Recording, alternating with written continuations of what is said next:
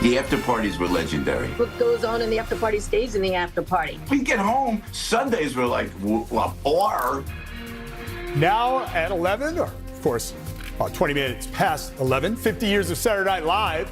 The anniversary specials in the books. Now the after parties begin, and we're going to show you an inside look like no one else can. Plus, it's pretty amazing. Thank you for the humor, the creativity, getting us through a lot of good or bad times.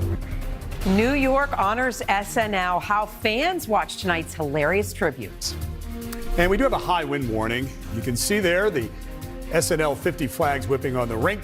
Now comes a big drop in temperatures. We'll start there. We thank you for staying up with us. Good evening. I'm David Usher. I'm Natalie Pasquarello. Rana Novini is off tonight. A good night, though, to stay inside because of today's washout. Now some intense wind ahead. Yeah, the wind's so intense. Right now, all upper levels of the Verrazano closed in Brooklyn. Officials say to consider alternate routes. The wind causing delays at our major airports as well. Right now, all of our major airports seeing inbound delays of more than 3 hours. Let's get right on over to Storm Team 4's Matt Brickman with our first forecast. Hey, Matt. Hey, Nat. This is going to continue to be a problem through the morning and for most of the day tomorrow. We had the freezing rain early this morning through the Hudson Valley and the strong winds this afternoon and evening and then into the day tomorrow. Power outages also a big concern through the Hudson Valley. Look at just some of the winds from tonight. 60 to 70 miles an hour down the Jersey Shore, 40 to 60 miles an hour around the metro. JFK peaking at 62 miles an hour. And I think we're going to be seeing those strong winds at least through the morning. There is that high wind warning for those yellow shaded counties across New Jersey, a wind advisory for gusts to 50 miles an hour. So a little bit of a step down in intensity for the 5 boroughs and out through Long Island and Connecticut. But it is driving colder temperatures. After seeing 50s and 60s in parts of New Jersey today, tomorrow it's 20s and 30s, and then even colder on Tuesday, where wind chills get down into the single digits. Slowly calming things down on Wednesday before a chance of snow, maybe a lot of it later this week. We'll have the details in your 10-day forecast coming up. Back to you. Okay, Matt, thanks. We'll see you soon. Well, you just watched it right here. Television history, the largest cast reunion ever. All of it celebrating 50 years of Saturday Night Live right here at 30 Rock. 50 years shining on the side of our building here, the Empire State Building, also lit in the rainbow colors of the NBC Peacock. And now the celebrities are heading to the after party. Yeah, that's where it's at. But News 4's Gus Rosendale live for us right outside with a look back at it all. Just spectacular, Gus.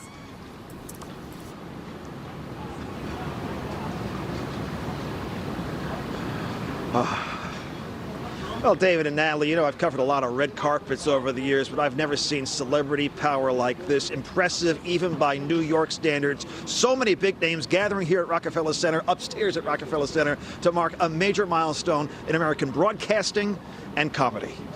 Technically, it was black, but the carpet welcoming VIPs to 30 Rockefeller Center sizzling red hot with members of the SNL Alumni Association. When did you know you had a hit? Oh, I don't remember. It was a long time ago. I always think of Jiminy Glick when I'm at these things. I know. It's horrible. What would Jiminy Glick be asking people on the Saturday Night Live red carpet? What does the SNL stand for? Because I never got the memo. What's it like being part of this very unique alumni association? The best. Can't believe it. I remember being a kid watching the show. Hollywood stars, current and former cast members, hosts from over the years, and musical guests that shared the stage between the laughs. All I knew is that I wanted to see sketch comedy as long as possible, and my wish came true. You do have to learn how to look at cards and hopefully, but also connect to the other performers. Grateful. Yeah. Gratitude. It's just sweet to be part of it all. A 3-hour special broadcast live from Studio 8H, Saturday Night Live's home for 50 years. When you join the cast, feel part of something historical, does that come with time? Yes. No. Right off the bat, before I joined the cast. Yeah. When did you know you really made it? I guess the copy machine guy was like, because everybody, I wasn't famous and then I was famous. This is a staple of America. This is a staple of this country. And some of the stars we heard from talked about the tradition of Saturday Night Live, how it has created so many comedic careers, perhaps more than any other institution in this country, and how it stands ready to continue to do that in the years ahead. Live in Midtown, I'm Gus Rosendale. News 4 New York. Gus, our resident A-lister, thank you for that coverage there. It is a staple of America. While many of us watched tonight's historic show at home, fans did gather across the city to share some laughs. Let's get out to News 4's Brittany Miller, who's in Midtown with some of the New Yorkers celebrating the 50th. Brittany.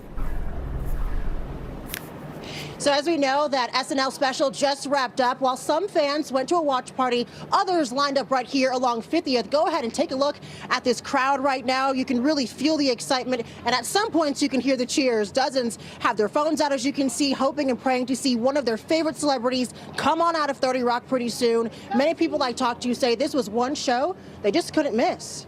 While the SNL star-studded event went on live inside 30 Rock, these fans watched the anniversary special at a local bar. Just really excited to be watching SNL 50. It's just kind of iconic, I feel like, so I grew up watching it. I remember being on my family's living room carpet, watching with my parents, all of the skits that they watched growing up. Those family traditions kept alive tonight as they tuned in with anticipation. I would love to see Amy Poehler come back in and Kristen Wiig and kind of watch the two of them, or Tina Fey. I think would be awesome. But hours before the 50th anniversary special began, fans lined up outside in the cold and in the rain. Any celebrity sightings you're hoping for? Yes, Adam Sandler. Tina Fey, Amy Poehler. For these two, it was about reliving those unforgettable moments. They were just teenagers when SNL debuted. It was such a huge thing to stay up and watch that, and the fact that it's still going on. And we're not 15 anymore. It's pretty amazing. Thank you for the humor and the creativity, getting us through a lot of good or bad times. Great. Thank you for the years of joy.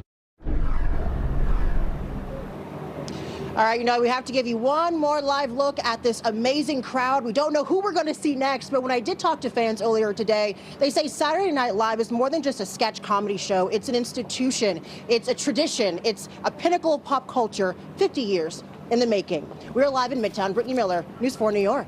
It really is, Brittany. Thank you. And it's amazing we're here to be so close to it. And I thought they did a great job of weaving just about everyone, both in front of and behind the camera, into tonight's show. So many skits that you forget about that now it's wow, just legends up there. My favorite was Coffee Talk. Coffee Talk. It was good. I like Mike that one. Myers coming back. Okay, our coverage of SNL doesn't stop here. We got a lot of content online with the history of the show, some key moments of the last 50 years, how the cast is celebrating the milestone. You can go right to NBCNewYork.com/SNL or search SNL in the NBC4 New York app. We do have more news to get to tonight. Actually, breaking news involving New York City Mayor Adams' administration. Two sources familiar with the matter have told News 4 that at least 3 deputy mayors told Mayor Adams that they intend to resign. We have Charles Watson joining us with the latest now live on today's events involving the mayor. Charles. Well, Natalie, sources close to City Hall tell News 4 Mayor Adams met earlier today at Gracie Mansion with several deputy mayors to ask them to postpone any plans to announce their resignations. At least 3 deputy mayors told Adams on Friday of their intention to step down in March because they do not think they can fulfill their oath to serve the city based on his criminal charges being set aside. Now, the mayor's press secretary says at this point, no one has submitted a resignation. This comes as Mayor Adams himself faces calls to resign.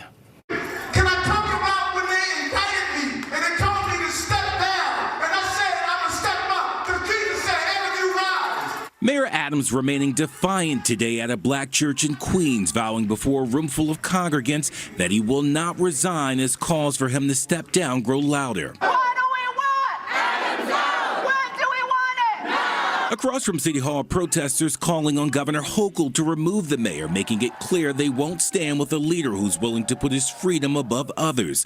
This following a meeting last week between Adams and border czar Tom Homan, where the two agreed to work together on the Trump administration's crackdown of illegal immigration, which includes providing ICE agents access to Rikers Island. This city is made of immigrants. That's who keeps this place running, and we're here to say that we're not going to stand for this. The mayor's agreement to work with the White House on immigration enforcement comes as the former prosecutor in charge of Adams' federal corruption case resigned from the SDNY, alleging in a letter that Adams offered to help the Trump administration if the DOJ dropped charges against him.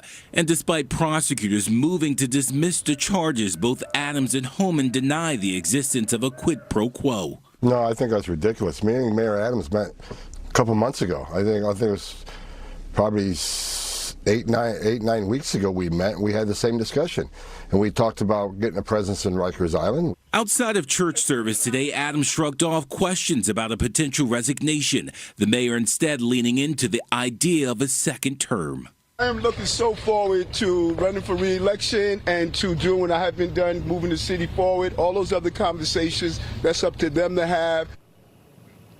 Yeah, so Governor Hochul calling the allegations against Mayor Adams extremely concerning, but as of now, she remains silent on if she'll use her authority to remove Adams from office. We're live in the newsroom. Charles Watson, News 4 New York. All right, Charles, thank you for walking through tonight's developments. Tonight, the FDNY is trying to find the cause of a house fire that killed 3 members of a family early this morning in Bayside. Neighbors and police say a 90-year-old mother and her 2 adult children in their 50s who lived at the home were lost in this. The family lived there for 50 years, according to those neighbors, and the flames started about 2:30 in the morning.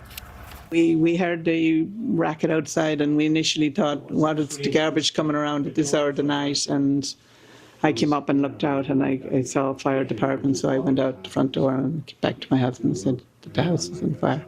The smoke was intense, black smoke.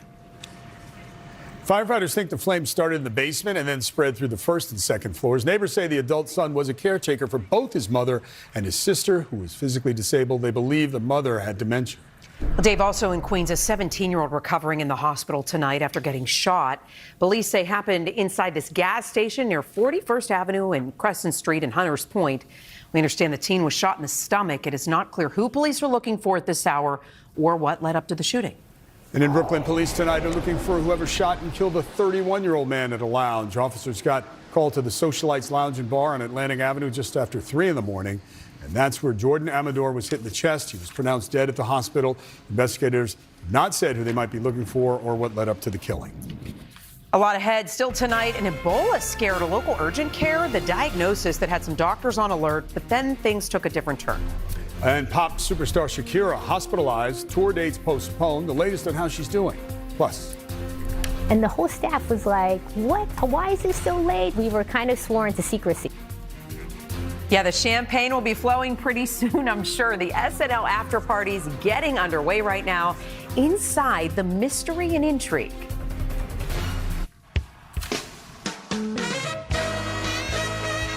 Oh, and look at this. Tracy Morgan. Big dog gonna make some big money. She likes to kick, stretch, and kick. It's official. I can't have children.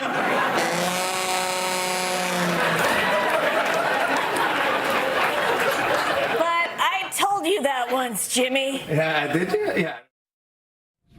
Well, what started out today as an Ebola scare in Harlem turned out to be a false alarm.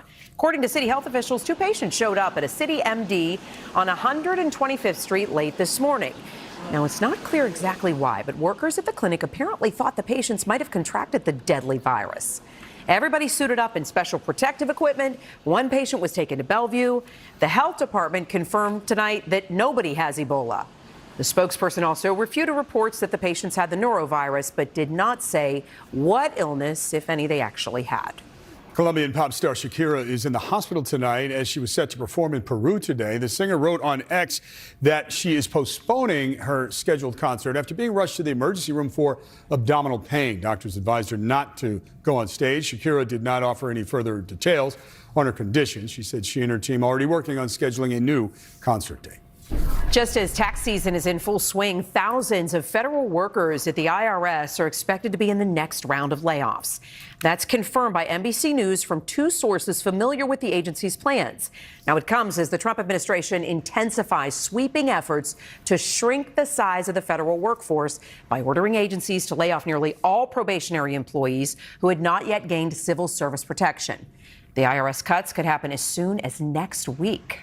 The Trump administration's mass layoffs are fueling an unemployment spike in the D.C. area. According to the U.S. Labor Department, nearly 4,000 workers have now filed for unemployment insurance in the Washington, D.C. area in the 4 weeks since Mr. Trump began his second term. And nearly 7,000 claims have been filed since the start of 2025 overall. At the same time, officials say the nation's unemployment rate outside the D.C. area has remained pretty much unchanged. Meantime, President Trump spent part of his Sunday at the Daytona 500, not in the stands, but as you see on the track. The folks who run the Daytona International Speedway allowed him to take a couple of laps in his presidential limousine. The race itself was interrupted by a couple of lengthy rain delays, though. Now, by the time it finally resumed for real, the president had already headed home to Mar-a-Lago. Still ahead, the message coming from accused CEO killer Luigi Mangione to his supporters tonight. Plus, caught on video, a cargo ship runs aground. Almost 24 people had to be rescued. Now the investigation to what went wrong. And a rare sighting in the East River. Dolphins, where along the river they were spotted.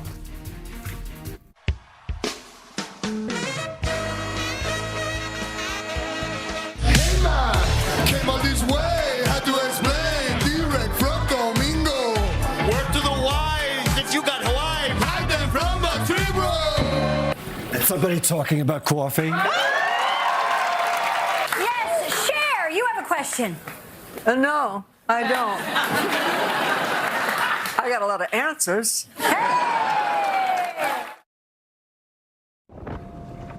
Take a look at this dramatic helicopter rescue of a cargo ship in Canada. Officials say all 20 crew members aboard the MSC Baltic III were rescued after the ship lost power off the coast of Newfoundland. The Coast Guard says weather and sea conditions were unfavorable and the ship was unable to secure an anchor. Well, tonight, emergency crews racing to rescue people trapped in just devastating flooding out of Kentucky. At least 8 people now confirmed dead, including a mother and her 7-year-old child. Their car was swept away. A hospital and a nursing home have been evacuated. There's also been a levee failure across the border in Tennessee, and the power is out to hundreds of thousands across the region. President Trump approved an emergency disaster declaration for Kentucky. Of course, our thoughts with everybody in that region, Matt. Yeah. And this is part of the same system that brought us the heavy rain, the thunderstorms, the freezing rain earlier this morning. And now that it's moving out, we're going to see colder air and some very powerful winds. Already seeing some of that tonight. You're seeing the change out west. Today was warm by February standards. We saw highs in the 50s, even 60s across the tri-state. Now you look west, it's 30s and 20s and even snow coming in off the lake with those strong northwest winds, and the drop in temperatures apparent out western New York, western Pennsylvania, 10 to 20 degrees colder in the last 24 hours. That's the sort of change that's coming our way tonight as these winds begin to pick up. Already 20 to 30 miles an hour. Let's look closer to home, and you're seeing those gusts 40 to 50 miles an hour already. This is something that's impacting airport times right now and will continue to through the morning tomorrow. I've got a flight tomorrow. I'm pretty sure that's going to be delayed because of what we're seeing here. 45 miles an hour in Newark, 47 miles an hour in Islip, and I think these probably peak between about 7 a.m. and 10 a.m. tomorrow. So there's a wind advisory for the city through the Hudson Valley, out through Connecticut and Long Island. Gusts to 50 miles an hour here, even stronger out west where we could see winds gusting over 60 miles an hour. In fact, we have already tonight seen 60 to 70 mile an hour winds down the Jersey Shore. This is what it looks like through the day tomorrow. You can again see those strongest winds early. There's 9 a.m. gusts to 46 in the city, but staying strong, 35 to 45 miles an hour all day long. And I want to highlight the change in temperatures that's going to come with it. This is what we saw for our highs today. And yes, there are those 60s down the Jersey Shore. We peaked at 47 here in the city, 50s out through Long Island. Tomorrow, there's the drop. 20 to 30 degrees colder behind that cold front. And with the wind, it's not even going to feel this warm. We'll wake up to wind chills in the teens. At best, it feels like the 20s. And then Tuesday morning, down into the single digits, if not sub-zero wind chills off to the north and west. So that's the cold air coming in. Winds stay breezy, but they're not as bad on Tuesday. Wednesday is kind of our day off, day to catch your breath. We start below freezing, but winds aren't terrible. And then we're watching this storm. Now, we've been watching this for about a week, to be honest with you, and the track becoming a little bit more clear. There's kind of a sweet spot here out over the Atlantic, 40 degrees north, 70 degrees west latitude, and if that low pressure system sets up over there, that's the sweet spot for heavy snow for New York City. The track of this storm is farther south and east, so plenty of cold air, but not enough moisture for big snow along the coastline. So it's looking like lighter snow, maybe no snow at all for parts of the tri-state on Thursday. Still time for things to change, but we'll be watching that closely. And then better news after that, temperatures warming up nicely as we move through the end of the month with highs back in the 40s. Guys, back to you. Okay, Matt, thanks. And the weather didn't mess this up. In lower Manhattan this afternoon, the lion and the snake came prepared for the wet weather out there. Umbrellas dominated the landscape today at the 27th Chinatown Lunar New Year Parade and Festival. The rain didn't stop people from coming out, you see, and celebrating. They had their ponchos on, their umbrellas. This year, of course, is the year of the snake. So people born in the year of the snake are said to be intelligent, resilient, determined, resourceful, and self-reliant. So, of course, a little bit of rain, not an issue. Rare sight to tell you about. Two dolphins spotted swimming in the East River on Friday and Saturday. They were seen in the area of 96th Street. Experts say these short-beaked dolphins are present in our area all year round, but they generally live offshore. Want to warm things up a bit with Bruce Beck live in Port St. Lucie with a look at the Mets spring training. Hey, Bruce. Hey, Natalie, strike up the band. Juan Soto has taken Mets camp by storm, and the entire baseball world is watching. Coming up in sports, the $765 million man gets treated like Elvis in Port St. Lucie. We'll get a good look at him in the batting cage, and we'll hear from him at the podium. We're back in a moment, live from spring training. The Spectrum Sports Desk is brought to you by Spectrum, a connection built for everywhere. That's life unlimited. That's Spectrum. Bruce Beck up with us late in Port St. Lucie because there's a lot to talk about, Bruce. David, the Juan Soto era is off and running. The superstar, armed with the largest contract in baseball history, arrived in Port St. Lucie, and it was a show from the very beginning. The waiting is over. Juan Soto is in camp. He made his entrance with bat in hand, with the media charting his every move, with the team welcoming him with open arms. So what are the Mets and their fans getting in this humble superstar? They're going to get a player that's going to come to play hard every day. For 162 games, I'm going to give my 100% every day. It doesn't matter if I'm doing good or bad. I'm going to be out there every day, giving everything that I have. After 1 year in the Bronx, the four-time All-Star has moved to Queens, and he couldn't be happier with his new address. We have a great group of guys in here. I mean, on paper, we have a really good team. I'm really happy to be surrounded with those guys and to be part of this team. It looks amazing. No more talk about contracts. After all, Soto is signed for 15 years. So New York will be his place of business and his permanent home. To be sitting here and know that I'm going to be here for a long time and be sitting in the same chair for a long time. So it's really exciting.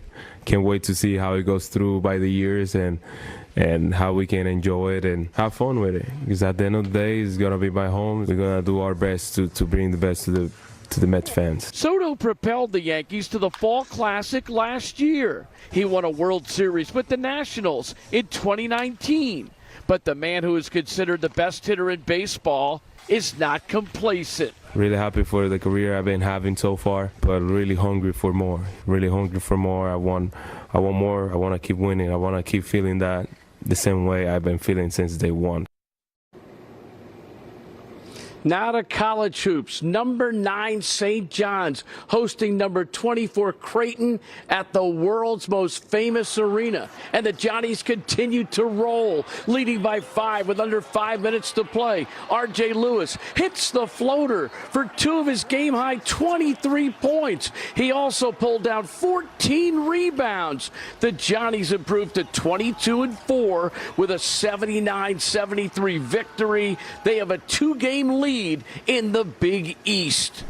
Rutgers paid a visit to Oregon, and the Ducks caught fire from behind the arc, knocking down a season-high 13 trifectas. The Scarlet Knights dropped their 3rd straight game, 75-57, the final. Now to some basketball superstars. The NBA All-Star Game in San Francisco. Plenty of highlights in this one. It was a new format this year with the All-Star split into 3 different teams. And in the championship game, this half-court trifecta by Steph Curry helped Team Shaq defeat Team Chuck. Curry earned MVP honors on his home court. It was a more competitive game than in recent years. Let's talk about the great American race, the Daytona 500, which had to wait through a weather delay of nearly 3 hours, but still a spectacular finish. Tonight, the race finally finished, and after leader Denny Hamlin crashed on the backstretch of the final lap, William Byron negotiated the wreckage to take home the checkered flag at Daytona for the 2nd consecutive year. Coming up on Sports Final, it's our spring training roadshow. My guests include Carlos Mendoza, Brandon Nimmo, and Garrett Cole. We'll see you in a little while. David and Natalie, the action continues from Port St. Lucie. Pete Alonso is here tomorrow. There's news every day. And you've got us covered, Bruce. Okay, we'll see you soon on Sports Final. Thank you. Still ahead, and SNL cast members hitting up the after parties right now. Yeah, you know, it is the place to be in the city tonight. Up next, we're going inside the intrigue and the mystery of the SNL after party. From who plans them to some cast stories you might have never heard before.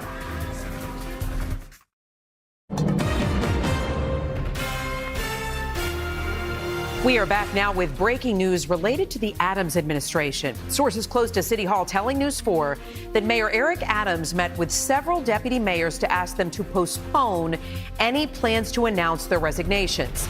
At least 3 deputy mayors told Adams on Friday of their intention to step down in March because they do not think they can fulfill their oath to serve the city based on his criminal charges being set aside. And the mayor's press secretary says at this point, no one has submitted a resignation letter. And it comes as Mayor Adams himself is facing calls to step down. Taking a live look outside here at 30 Rock, you can see the wind kicking up a bit. There are reports of power outages throughout our area and flight delays. Storm Team 4's Matt Brickman coming back in just a few moments with another update. I was like a dog in a car looking at, look who's here, look who's here, look who's here. The SNL 50th anniversary extravaganza is over. Now the after party is getting underway. Yeah, the champagne likely flowing right now for a lot of those cast members. For 50 years, there's been an aura of really mystery and intrigue surrounding SNL's legendary after parties. Here's News 4 anchor Adam Cooperstein with a rare look inside from the people who attend the parties, host the parties, and plan them too. 50 years strong. Thank you so much. Have a wonderful night. When the clock strikes 1 a.m. and SNL signs off, that's the cue for the show you don't see to begin. The after parties were legendary. What goes on in the after party stays in the after party. We get home, Sundays were like a blur. The lore of the SNL after party dates back to the original cast, with John Belushi and Gilda Radner letting loose with an eclectic mix of A-listers, building a reputation that anything could happen. Belushi came over to me. This was my first after party. And Belushi comes over to me. He goes, Piscopo, come here. Like that. I'm a kid, man, you know? And I go over and he puts a quarter in the jukebox and Frank Sinatra's New York, New York comes up. And then he starts singing New York, New York. I'm doing dueling Frank Sinatra's with John Belushi at the after. So I'm spreading the news. For every generation of SNL, the cast party is a rite of passage. I don't know if I have any after party stories. I mean, I do, but none I could tell. And just like the show, the celebs spotted at these exclusive parties are a reflection of who's who in the moment. But you won't see many pictures from inside. No cameras are allowed. With the exception being the 40th anniversary after party that was so epic, even cast members were starstruck. Oh my God, Prince. Hello. That performance that broke out. As I walked in, I see Paul McCartney on the stage. And then Taylor Swift is in the crowd. She was like, give me a guitar. So we give her a guitar. We all sing I Saw Her Standing There. Yeah. Me, Taylor, Paul McCartney, and Aykroyd. Then she does Shake It Off. So me and Paul McCartney are singing. I didn't know he knew Shake It Off. So I was like, shake it off, shake it off. I was like a dog in a car looking at, look who's here, look who's here, look who's here.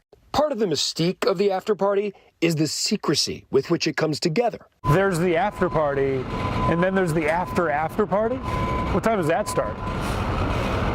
I can't even get it. Celebrity event producer Jeff Krause coordinates with SNL to book the after parties. If you're an actor, musician, and you're in New York City while an SNL taping is going, you want to get into that party. Have celebrities been denied from the SNL after party?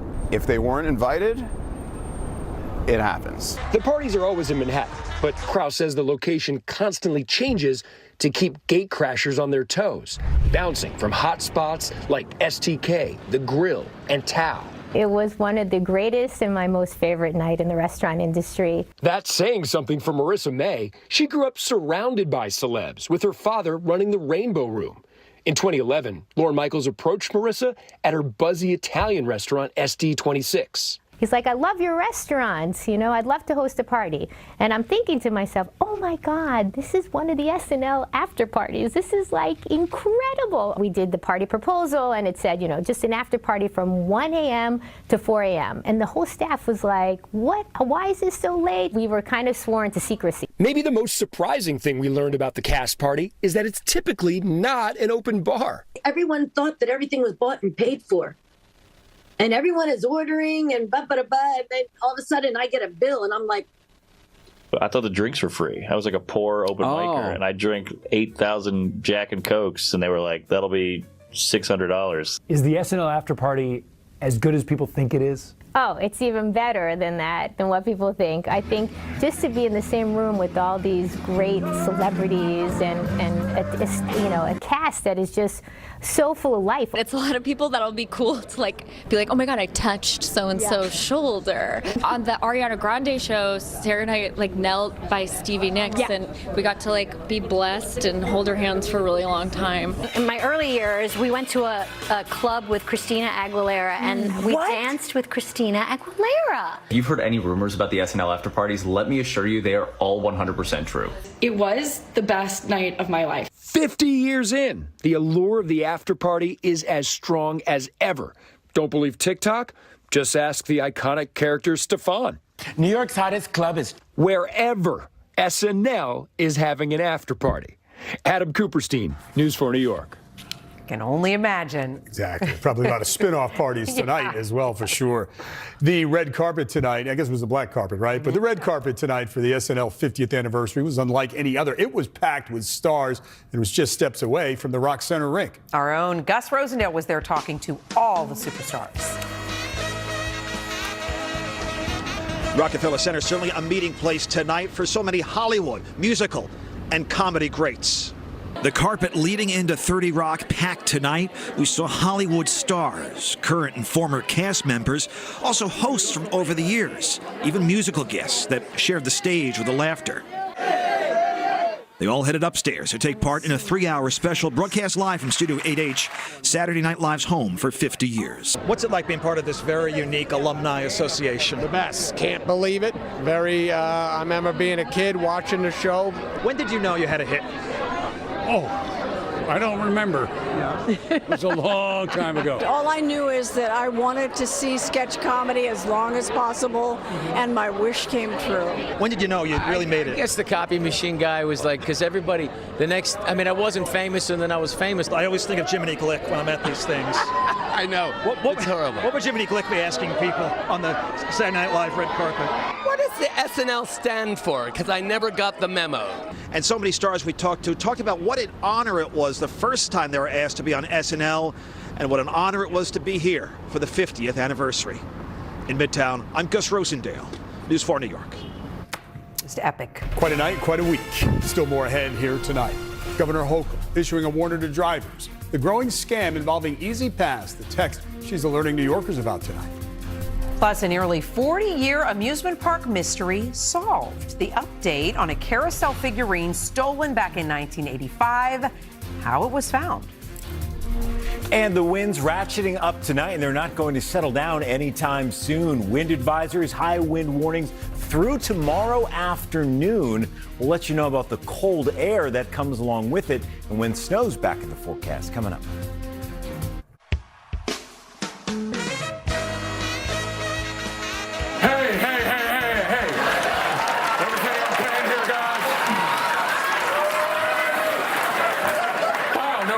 No one else is wearing their spring uniform. And he is throwing away. I'm throwing away his shot.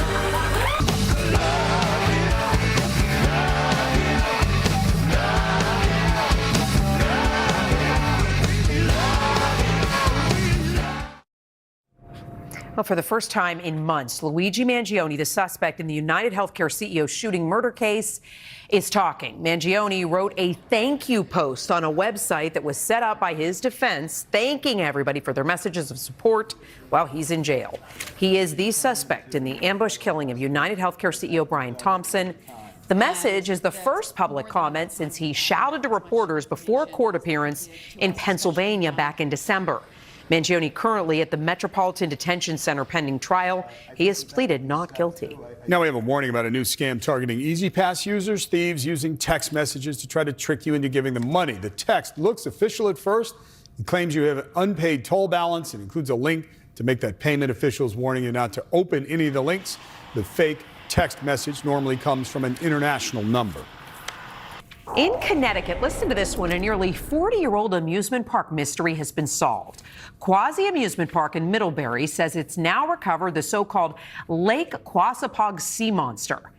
Yeah, somebody stole that carousel figurine back in 1985 and had been a fixture for decades. The hand-carved piece showed up after someone bought a warehouse full of circus and carnival items down in Florida. The owner said they had no idea about the theft.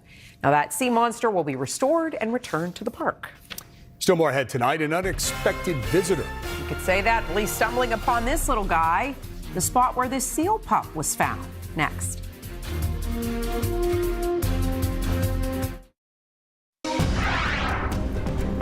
Matt Brickman back, so some wind tonight, and then what? Really cold? Then it gets really cold. We have to go back to heavy coat, hat, glove weather for sure. Winds tonight already picking up 50, 60 mile an hour gusts. And that's doing more than just blowing the flags around. We have power outages. We have trees down. Most of what you're seeing here across New Jersey are just reports of stronger winds. But take a look in the Hudson Valley, because we've had a couple of issues here.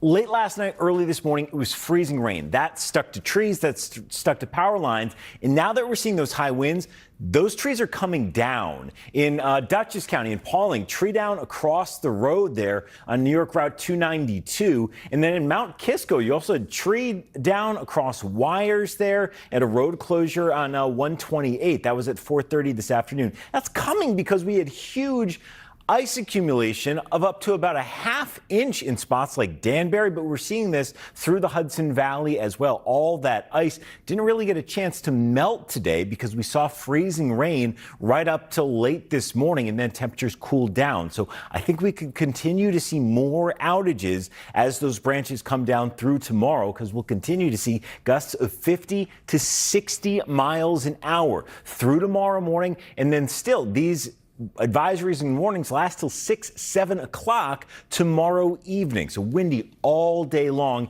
And yes, it is driving temperatures down. We were in the upper 40s for our highs today in the city. We're down to 37 now, and we will keep dropping into tomorrow morning. Winds gusting at 30 miles an hour in Central Park at the moment. That is calm compared to what we will see, I think, over the next 12 hours. 40 to 60 mile an hour winds overnight tonight. Temperatures drop into the 20s. Wind chills in the teens tomorrow morning, and really not warming from there all day. 34 is our high, but of course it will feel colder than that. So let's take a look at the wind chills. Feeling like the 30s right now. By 8 o'clock tomorrow morning, wind chills are in the teens. This is as good as it gets, 21. So a drastic change from what we have seen here recently, and then even colder still on Tuesday. So chilly weather there.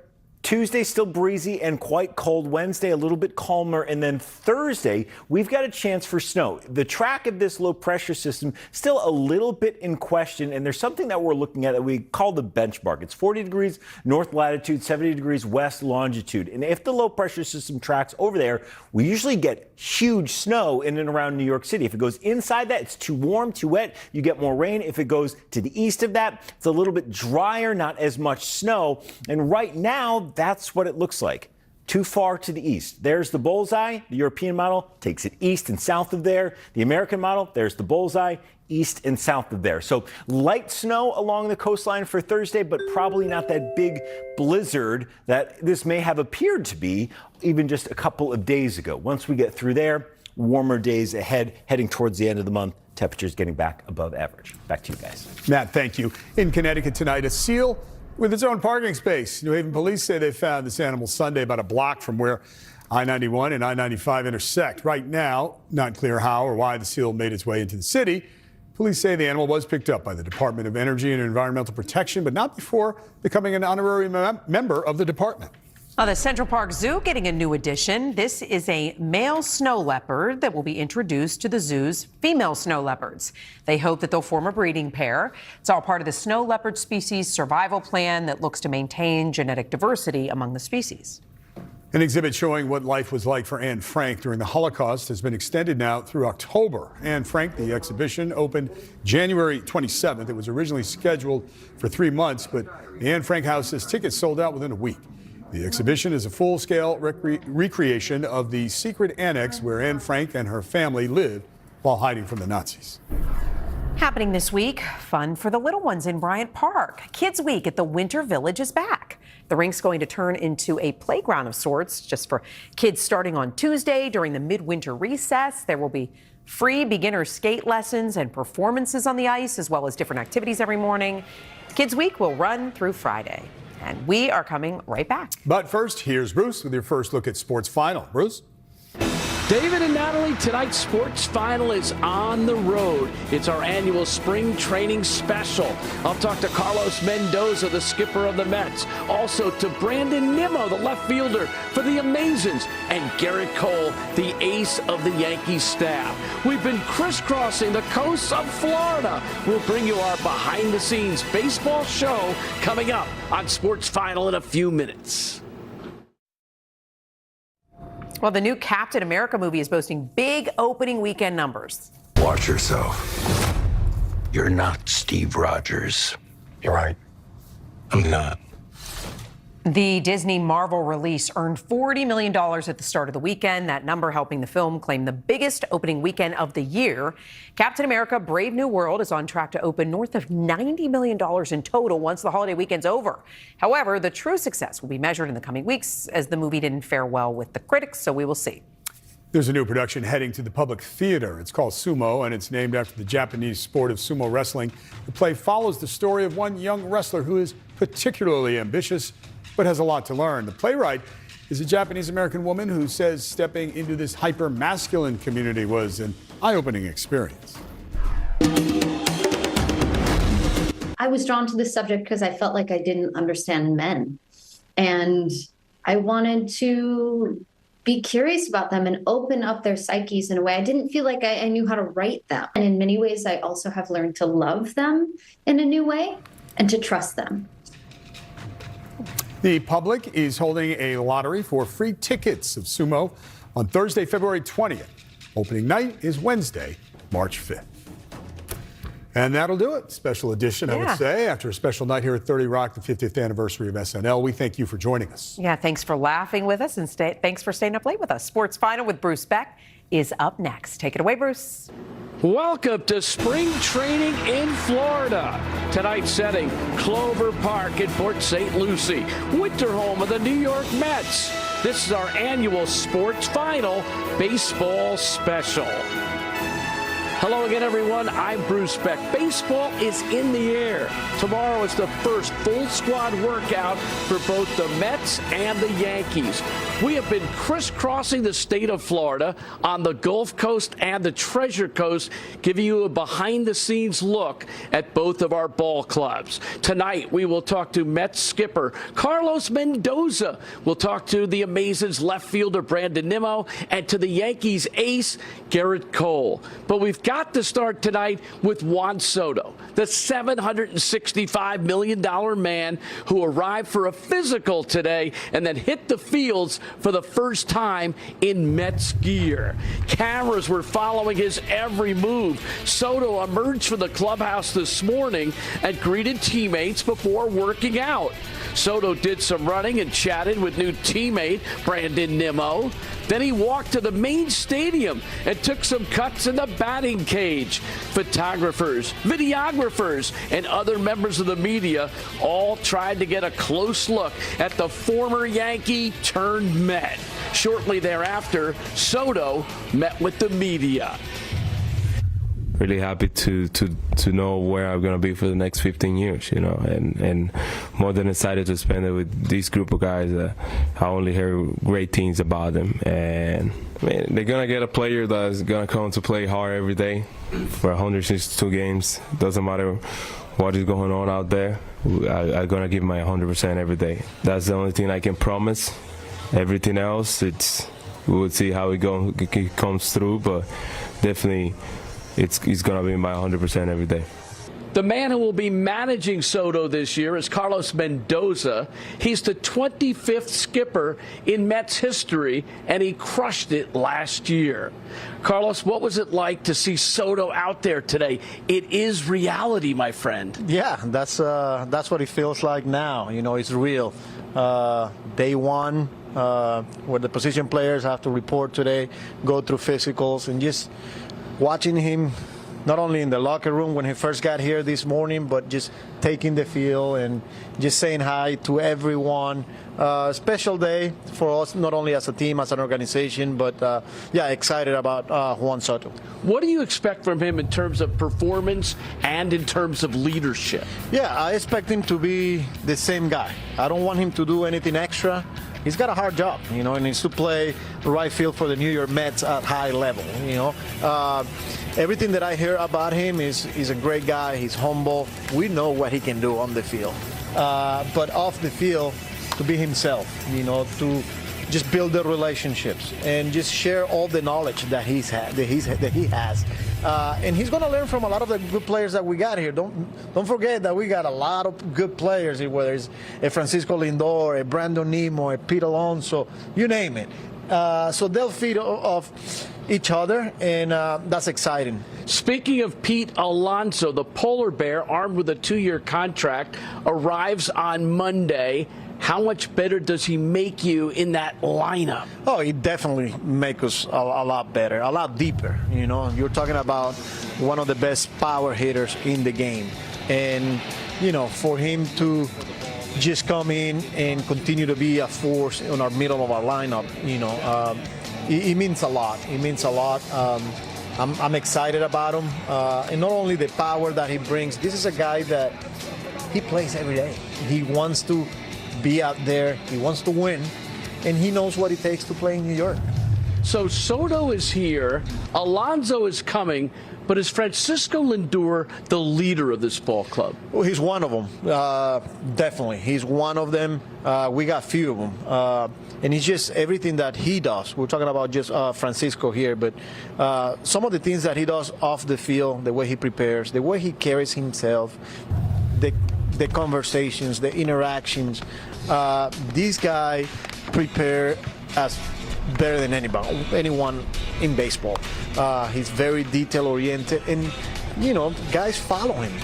So not only he's a vocal leader, he leads by example. You know, the way he plays the game, he respects the game, he respects his teammates, and you know, I'm happy that I get the opportunity to write his name on the lineup day in and day out. Second in the MVP balloting 1 year ago. When we talk about your rotation, I thought you guys mixed and matched beautifully. I think the sum of the parts were better than the individual components last year. And now you get back Kodai Senga, who threw 16 pitches on Saturday. What would he mean to this rotation if he's healthy? A lot. We're talking about a guy that had a really good year in 2023. In 2024, it was hard for him. Injuries and when he got back, only 4 or 5 innings that we saw, and then he went back down again. It wasn't easy. Had a really good offseason, put himself in a good position now, and we saw him the other day facing hitters, and he was already at like 96. And then not only you see that, but the way he's bouncing back. Today was a good bounce back day for him. That's a good sign. That's some of the things that last year he struggled, and the fact that this early he's showing some velo and he's responding well. He's just a different guy. You could see a smile on his face, and that's a good sign. You re-signed Sean Manaea. He was the ace the second half of the year. He finished 12-6 with a 3.47 ERA. My angle is his arm angle, and can he keep it up this year? Because it made a huge difference when he found out. It's a game of adjustments. He made a huge adjustment last year in the middle of the year, dropping that arm angle, a slot, and he had so much success. The hitters were having a hard time picking up his fastball, all of his pitches, really. And he's a competitor.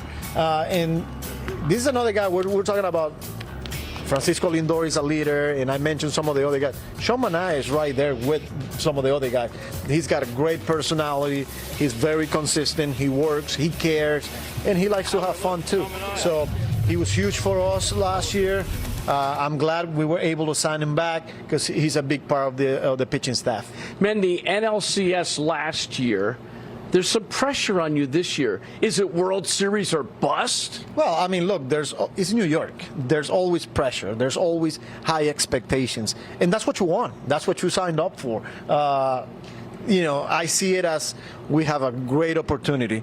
And, we can't be looking too far ahead. We know there's a lot of competition. There's a lot of good teams out there. We are a good team. We got to go out there and prove it. Our goal is to win a championship, and that's what we're here for. Well, give us a quick preview of your speech tomorrow, because that's always what everybody's talking about for that first day of the entire team being out there on the field. What's your thought process? Yeah, look, I've been putting together a lot, but whatever it comes out, it'll come out, Accountability. Well, yeah, for sure. We'll talk about what's our goal. We're here to win a championship, and that's going to be loud and clear. That's what we're here for. But then we're going to talk about the relationship, our culture, how we connect, how we interact. We need to care about each other, and we did that last year. Yes, we got to get better, because we didn't accomplish the ultimate goal. We had a good year last year, but we didn't get to the top. But can the chemistry be just as good? Because that chemistry was special. Yeah, and we got a lot of the same guys that were here last year. We brought in some new faces that everything that we hear, that we know is, these guys are special. It'll happen organically. Who knows? It took us 2 months last year, Yeah, you were struggling early on. So it takes time, but that's what spring training's for, and hopefully this year we get off to a better start. That's Carlos Mendoza, who led the Mets to a 14-win improvement last year and got them to the NLCS. Good luck to you, my friend. Thanks, Bruce. Coming up next, we'll talk to a couple of ball players. We'll talk to Brandon Nimmo, who is the Mets' Energizer Bunny. We'll talk to Garrett Cole over at Yankees camp. He is the ace of the rotation as our spring training special rolls on from Port St. Lucie. But first, it's time for the Spectrum Speedy Connection of the Week. Over in Tampa, Aaron Judge and the Yankees position players reported for duty today at Steinbrenner Field. We'll hear from the captain in the days ahead. Yes, Soto is here with the Mets, but the Bombers' revamped lineup could be dynamite. You can make anything possible because you have a connection that's built for everywhere. That's Life Unlimited. That's Spectrum.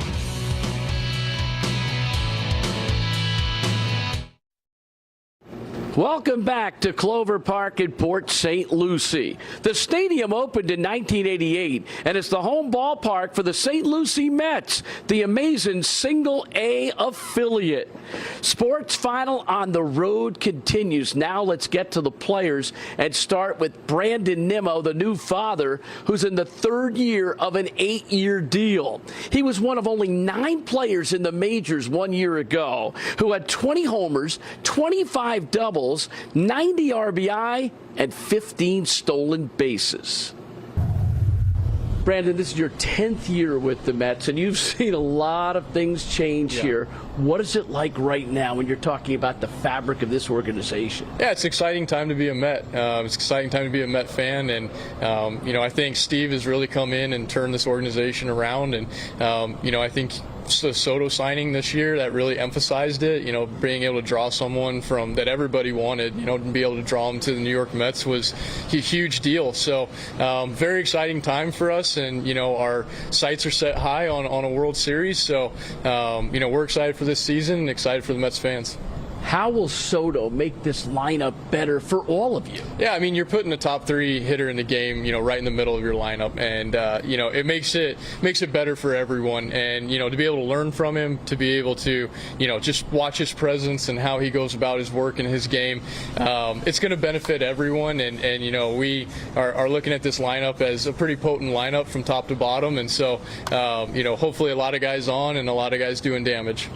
Last year, you guys made a deep run to the NLCS. Does that fuel your fire to get to the World Series even more? Yeah, of course. As Mets fans, they appreciated that NLCS, I'm sure, but they want to see us in the World Series and they want to see us win a World Series, and so do we. So, it set the bar even higher, and obviously this is a new team and new players, and we're going to have our own persona, but want to build on what we did last year and be able to do even better.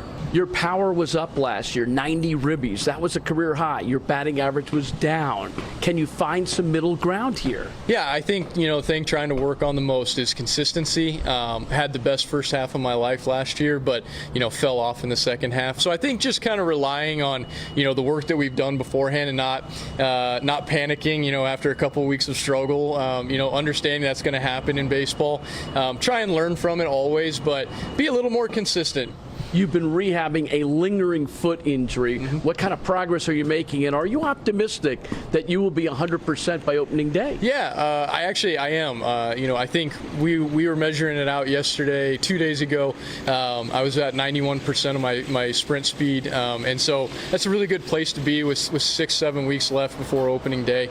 And so really, I'm very happy with it. It did take a little bit of time, and it's been slower than probably would have loved. But I think we're going to be good for opening day, and I'm feeling really confident about it right now. So just keep stacking good days and keep that forward momentum, and I think we'll be in a good place come opening day. Last year it was all about OMG, and it was about Grimace. The chemistry was off the charts. Yeah. Can you guys replicate that chemistry in building a team this year? Yeah, I think you're going to have to do it in different ways, but hopefully what you want to do is you want to find something you can rally around this year. So it's going to be different, but you want to build around that same type of team chemistry. It really helps you in those close games and there at the end when you really, it's nitty gritty and you're trying to fight and claw for every inch. That team chemistry is a huge part of the success that we were able to have there at the end. And so I think that's something that we'll be trying to find, but we'll be trying to find our own 2025 Mets thing. So you and Chelsea have a baby girl, Tatum. Congratulations. Thank you very much. I think it's awesome, but the question is, are you a ball player first or a dad first? Yeah, I think first and foremost, I'm a dad and a husband, and then baseball comes after that. But, having those cups, overflowing, it helps me to be able to do my very best in this game. And, I have such a great support system around me. So, hopefully when Tatum grows up, she'll be able to kind of see, what her dad was able to do, but the most important thing is her and her being healthy and being able to be there for her. From the Mets to the Yankees, from a 10-year veteran to a 13-year pro. The ace Garrett Cole was brilliant in the postseason until he participated in a team defensive meltdown in Game 5 of the World Series. I sat down with Cole in Tampa to talk about the good, the great, and the ugly. Garrett, you opted out of your contract after last season, then you quickly opted back in. What does it mean to be locked in here as a Yankee for years to come?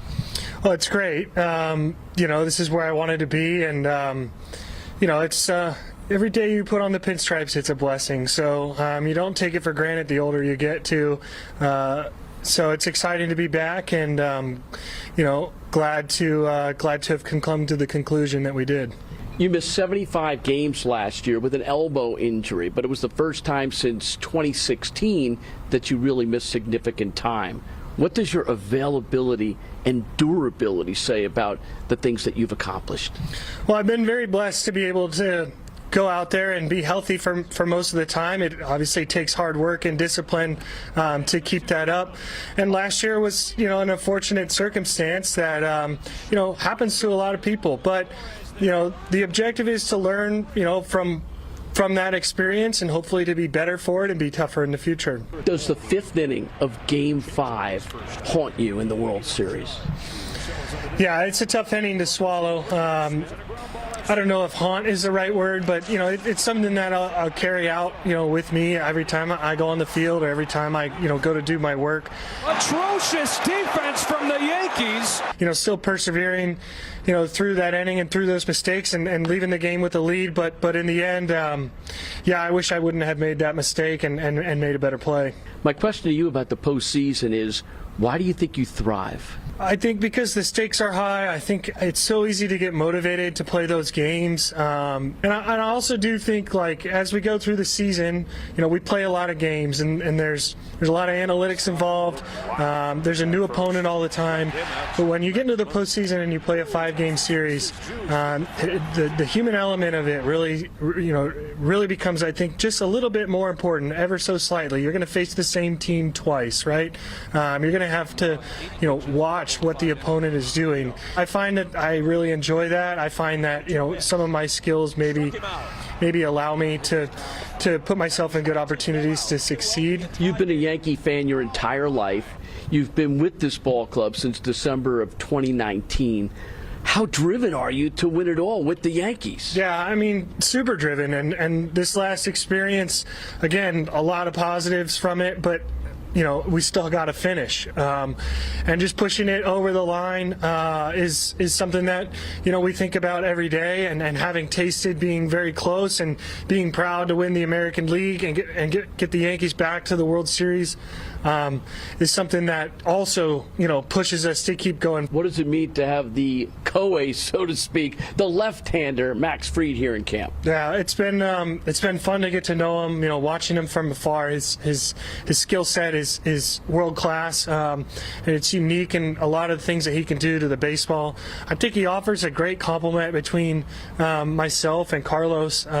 Even though they're both left-handers, it's quite a different look. Do you think this rotation could be awesome this year? Oh, certainly. It's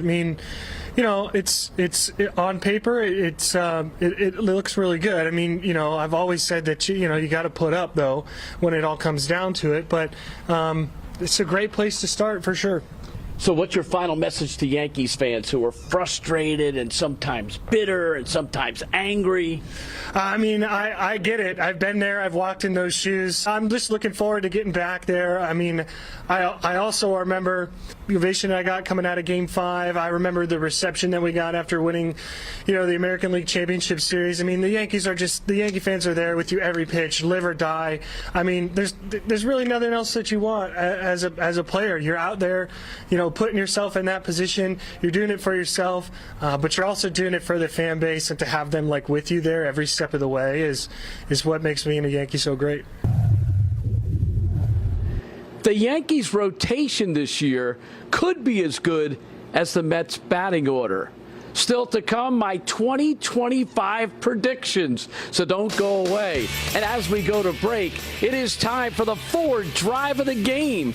And the new man driving the Yankees bullpen is Devin Williams. The two-time All-Star was acquired from the Brewers in a trade this winter.